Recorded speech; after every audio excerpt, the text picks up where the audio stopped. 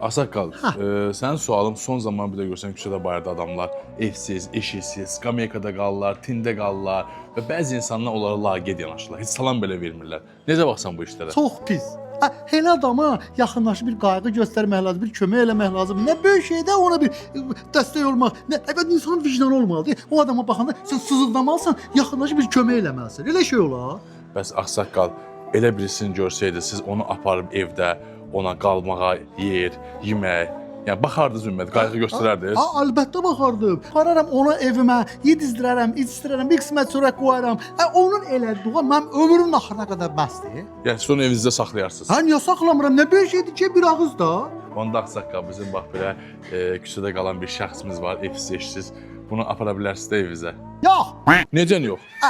Bunu mən niyə ev aparım qaynamın qalsın zibilə salım axı bunu?